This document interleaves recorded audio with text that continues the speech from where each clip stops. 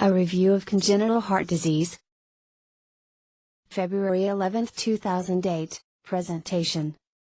Symptomatic infants with congenital heart disease will have one or more of the following three main presentations: cyanosis, heart failure, shock. Infants with ductal-dependent lesions usually present in the first week of life and are often critically ill. Presentation. Infants with heart failure have nonspecific symptoms and signs, which are frequently very different from those of older children and adults. Symptoms can include poor feeding, weight loss, FTT, palpitations, apnea, chest pain, syncope, and fever. Signs can include murmurs, hypertension, dysrhythmias, respiratory distress or failure, cyanosis, heart failure, and shock.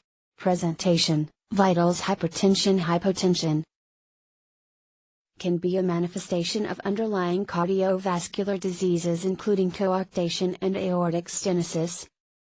Hypotension can be due to poor cardiac output from sepsis or shock.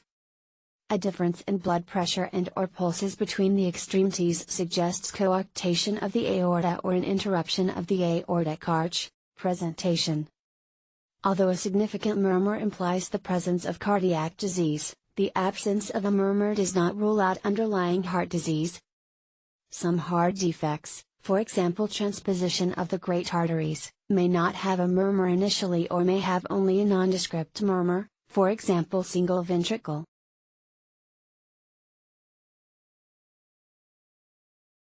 Physical exam. Abnormal heart sounds are a clue that underlying heart disease is present. A wide, fixed, split S2 is characteristic of an atrial septal defect. With pulmonary atresia or truncus arteriosus, S2 is single. Physical exam.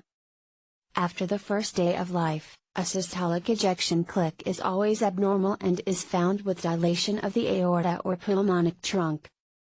The murmur of a patent ductus arteriosus is a continuous, even murmur machine-like, best heard in the left scapular area. Presentation.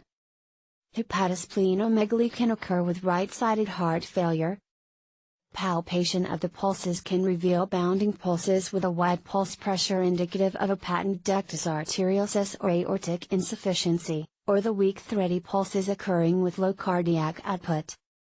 Ashen, blue, gray, cold, clubbed, edematous and clammy extremities suggest a cyanotic lesion. Presentation. Because specific cardiac defects are associated with chromosomal abnormalities, abnormal facies, or skin lesions can be a clue to underlying congenital heart disease. Heart failure. The usual age at which a large left-to-right shunt will become symptomatic is about 6 weeks. Heart failure. At birth there is a marked initial decrease in the pulmonary vascular resistance followed by a continued slow drop over the next 2 to 6 weeks of life, with more blood being shunted from left to right. Infants with these defects are asymptomatic at birth, and symptoms appear and gradually worsen over the next few weeks. Heart failure. The classic heart failure triad in infancy is tachypnea, tachycardia, and hepatomegaly. Pallor and diaphoresis are additional findings in infants. Rales may be heard on auscultation, but the absence of rales does not rule out heart failure. Ductal-dependent congenital heart defects. Many patients with congenital heart defects depend on a patent ductus arteriosus for blood flow, PDA. When the ductus arteriosus closes, patients with ductal-dependent lesions develop symptoms of acute heart failure and cardiogenic shock with circulatory collapse. Closure of the ductus usually occurs during the first week of life. PDA. Functional closure occurs in the first 10 to 14 hours of life, although anatomic closure can be delayed for 2 to 3 weeks because of hypoxia, acidosis, and prematurity. The classic presentation of patients with ductal-dependent lesions is an infant, asymptomatic at birth and in the first few hours or days of life, who develops shock/circulatory collapse toward the end of the first week of life or in the first few weeks of life. Who gets Preston? For symptomatic patients with ductal-dependent congenital heart defects, A PGE1 infusion will keep the ductus arteriosus open until definitive therapy can be undertaken via interventional cardiac catheterization or surgery. Prostin. PGE1 is given as an infusion, using the minimum effective dose because side effects are dose-dependent and include apnea, hypotension, bradycardia, seizures, tremors. Because of the side effects, patients are usually intubated prior to beginning PGE1. PDA in preemies. PDA is the most common cardiovascular abnormality in preterm infants. It occurs in up to 60% of infants born at less than 28 weeks gestation.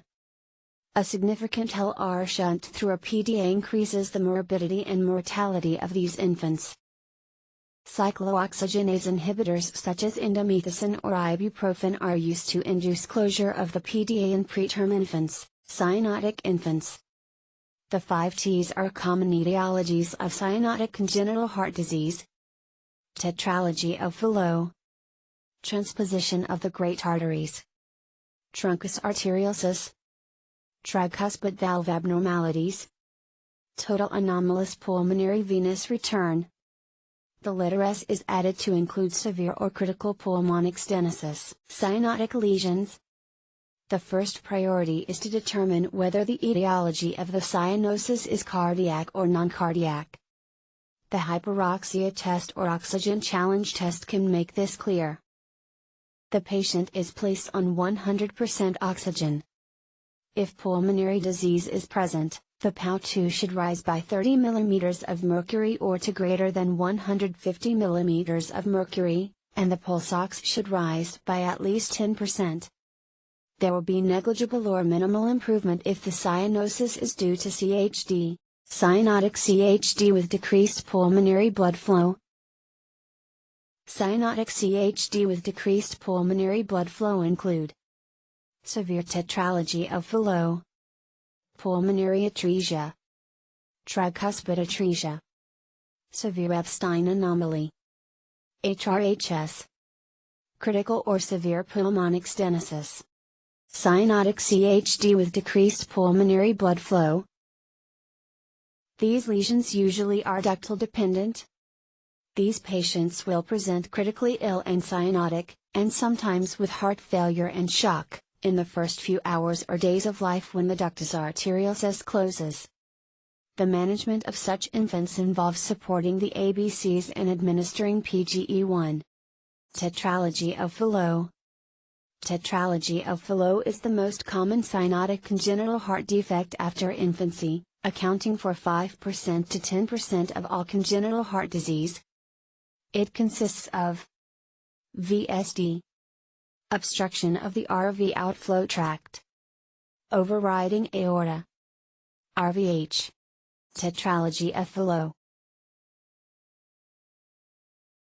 Tetralogy of Fallot.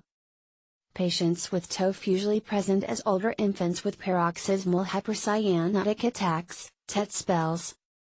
However, TOF can present in neonates, critically ill and severely hypoxic with extreme pulmonic stenosis. These infants are dependent on a PDA for pulmonary blood flow, and Prostin is necessary. Tetralogy of Fallot. Conversely are the pink TETs who have mild right ventricular outflow tract obstruction and present with heart failure from the large LR shunt and have little or no cyanosis. Older infants and children can present with a TET spell, cyanosis, murmur, exercise intolerance, dyspnea on exertion, clubbing, poor growth, or failure to thrive. Tetralogy of Fallot. Classic physical findings include holosystolic VSD murmur at the left third intercostal space, a systolic diamond-shaped pulmonic stenosis murmur at the left second intercostal space, an abnormal second heart sound split with a soft P2. Tetralogy of Fallot. Chest radiograph findings are cardiomegaly, especially RV, decreased pulmonary vascularity, the characteristic boot-shaped heart created by a concavity in the left heart border usually occupied by the pulmonary artery, boot-shaped. Tetralogy of Fallot. Boot-shaped. Tetralogy of Fallot. Tetralogy of Fallot. TET spells occur especially during the first 2 years of life. They can be precipitated by any physical activity or can occur spontaneously and can last a few minutes or for hours. Since there is a fixed right ventricular outflow tract obstruction, increased right to left shunting occurs. Tetralogy of Fallot factors predisposing to a TET spell include dehydration, anemia, acidosis, decreased systemic vascular resistance, increased catecholamine levels. Tetralogy of Fallot treatment, calming the child, supplemental oxygen. Morphine calms/sedates the child, depresses respiration, decreases SVR, and decreases RVOD obstruction. Volume infusion can increase the RV preload and correct systemic hypotension. Propranolol is given as a negative inotropic on the RVOT. Tricuspid valve abnormalities. Tricuspid valve abnormalities include tricuspid valve stenosis, tricuspid valve displacement, Epstein anomaly, HRHS, Epstein anomaly. An Epstein anomaly is the downward displacement of an abnormal TV into the RV. May be due to maternal use of lithium. Part of the TV, the anterior cusp, has some attachment to the valve ring, and the other valve leaflets are attached to part of the RV wall. Epstein anomaly.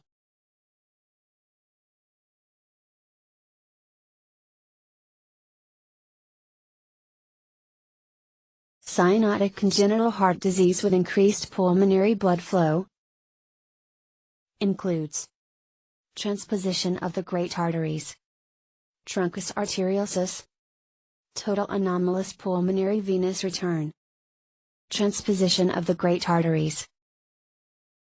Most frequent diagnosis in critically ill neonates with cardiac disease. Pulmonary artery arises from the LV and the aorta from the RV. Transposition of the great arteries. Transposition of the great arteries.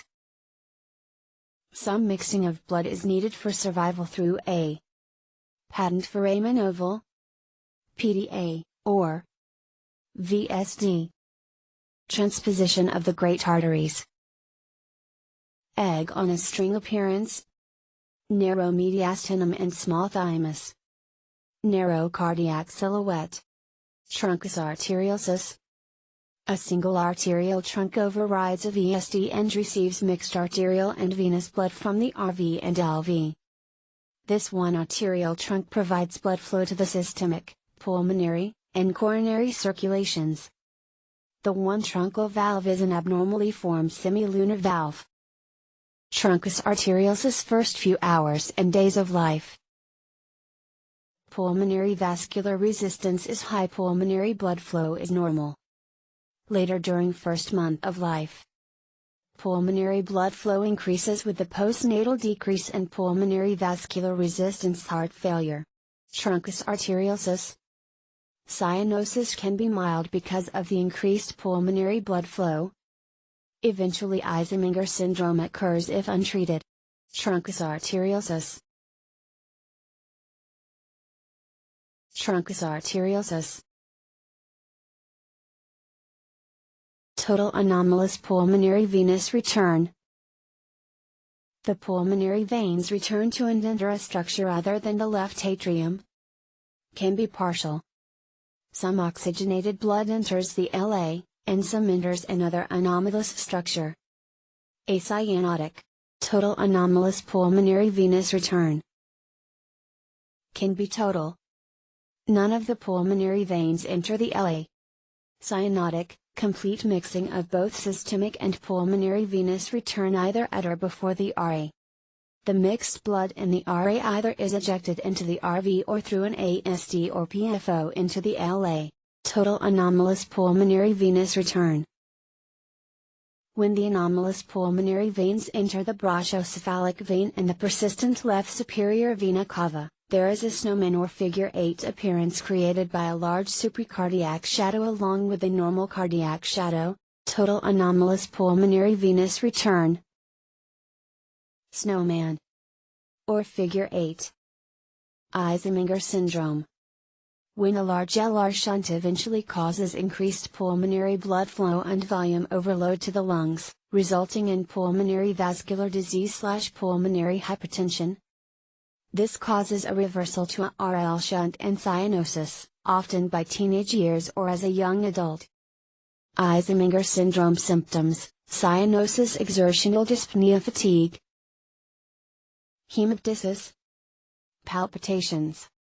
Eisenmenger syndrome. Physical exam reveals a loud P2 from pulmonary HTN. The CXR will reveal decreased pulmonary vascularity. EKG shows RVH. Therapy involves pulmonary vasodilator therapy.